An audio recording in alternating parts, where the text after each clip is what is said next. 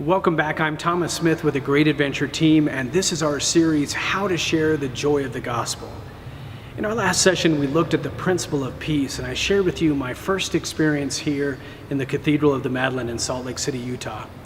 We spoke of the Marian style of evangelizing, that first we welcome Jesus into our lives, and then we share Jesus with others, just as Mary did. In this session, I want to discuss with you the two key characteristics of a missionary disciple of Jesus Christ. They are love and joy. Let's begin with love. In fact, it's a great place to begin because it's how everything began.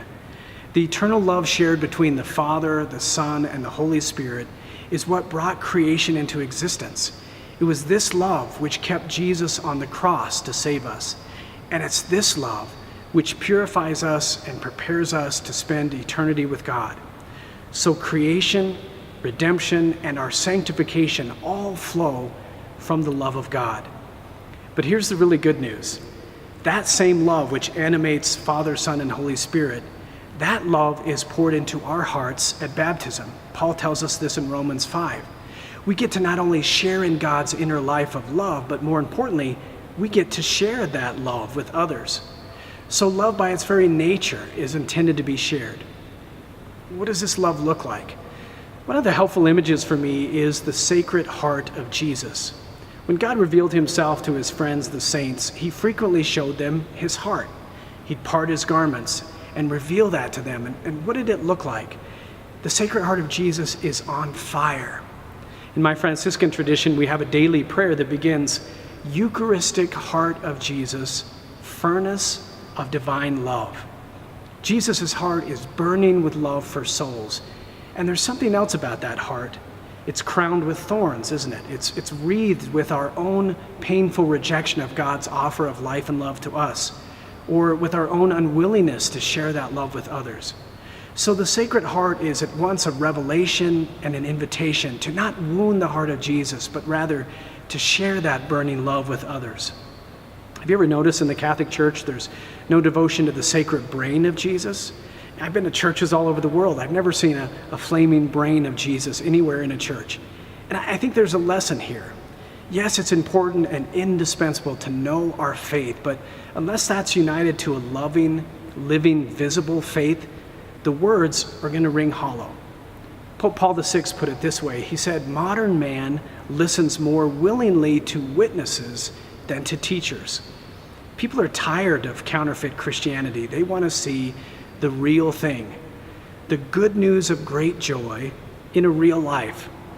And they can see that when we love with abandon, when we make of our lives a gift, a full, free, faithful, and fruitful gift of love to another.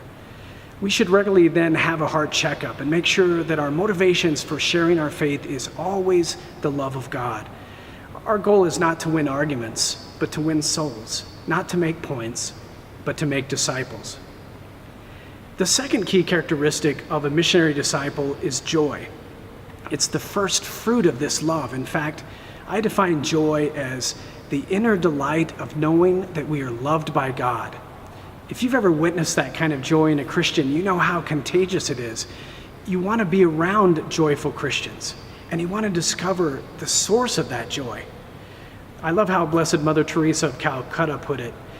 Using a fishing analogy, she said, joy is the net of love through which we catch souls. It doesn't mean your life is easy or free from disappointments, grief, and pain. Mother Teresa experienced all of those. She experienced, as you know, a dark night of the soul that lasted for decades, and yet Mother never lost her joy. It was written into every wrinkle of her face. And that's a powerful evangelizing tool. Someone who has joy, even in great suffering. Now, we've all experienced the opposite kind of Christian. Instead of radiating Christ's joy, they look a little bit more like bulldogs baptized in lemon juice. Pope Francis said they look like they're always just getting back from a funeral. Peter Kraft, a wonderful author who's written much on demonstrating the existence of God from our reason, said something very powerful. He said, in the world, the greatest evidence against the existence of God is a joyless Christian. The greatest evidence against the existence of God is a joyless Christian. Like love, this joy is a fruit of the Spirit. It was given to you at your baptism. It is Christ's joy. So pray for the grace to manifest that joy to those around you, that gift within you, the inner delight of knowing that you are loved by God. So to sum up, we possess the peace of Christ. In fact, the Prince of Peace, present and living in the Eucharist. Possessed by that peace, motivated and strengthened by love, and animated by joy, we are now well equipped to be the missionary disciples that the church is calling us to be.